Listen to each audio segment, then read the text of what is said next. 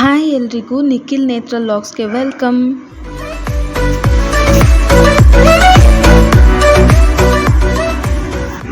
ಉತ್ತರ ಕರ್ನಾಟಕ ಶೈಲಿಯಲ್ಲಿ ಕರ್ದವಲಕ್ಕಿ ಮಾಡೋಣ ಅಂತ ಅಂದ್ಕೊಂಡ್ವಿ. ಅದಕ್ಕೆ ಬೇಕಾಗಿರೋ ಇಂಗ್ರೀಡಿಯೆಂಟ್ಸ್ ಶೇಂಗಾ, ಹುರ್ಗಡ್ಲೆ, ಒಣ ಕೊಬ್ಬರಿ, ಒಣ ಮೆಣಸಿನ್ಕಾಯಿ ಎಲ್ಲದನ್ನು ಒಣಗಿಸ್ಕೊಂಡು ಆಮೇಲೆ ಎಣ್ಣೆಯಲ್ಲಿ ಕರಿಬೇಕು. ಕರ್ದಾದ್ಮೇಲೆ ಕರಿಬೇವನ್ನು ಕೂಡ ಒಣಗಿಸಿಟ್ಕೋಬೇಕು. ಬೆಳ್ಳುಳ್ಳಿನ ಒಂದು ಹಿಡಿಯಷ್ಟು ತೊಗೋಬೇಕು. ಫುಲ್ಲು ಬೆಳ್ಳುಳ್ಳಿನೇ ಮೇಯ್ನ್ ಇಲ್ಲಿ. ಆಮೇಲೆ ಎಲ್ಲದನ್ನು ಕರ್ಕೊಂಡಾದ್ಮೇಲೆ ಎಣ್ಣೆಗೆ ನೀಟಾಗಿ ಫ್ರೈ ಮಾಡಿಕೊಂಡು ಅದಕ್ಕೆ ಉಪ್ಪು, ಖಾರದ ಪುಡಿ, ಅರಿಶಿನ ಹಾಕಬೇಕು. ಅರಿಶಿನ ಹಾಕಿ ನೀಟಾಗಿ ಕಲಿಸ್ಬೇಕು.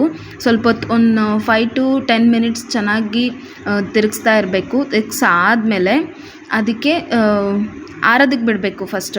ಅದೆಲ್ಲ ಆದಮೇಲೆ ಒಗ್ಗರಣೆ ಎಲ್ಲ ನೀಟಾಗಿ ಎಲ್ಲ ಉಪ್ಪು ಖಾರ ಎಲ್ಲ ಕೂಡ್ಕೊಂಡಾದ್ಮೇಲೆ ಅದನ್ನು ಆರೋದಕ್ಕೆ ಬಿಟ್ಟಾದಮೇಲೆ ಅದು ಯಾವಾಗ ತಣ್ಣಗಾಗುತ್ತೋ ತಣ್ಣಗಾದಮೇಲೆ ಅವಲಕ್ಕಿ ಕಲಿಸ್ಬೇಕು. ಅವಲಕ್ಕಿನ ಫಸ್ಟು 3 days ಒಣಗಿಸ್ಬೇಕು ಬಿಸಿಲಲ್ಲಿ.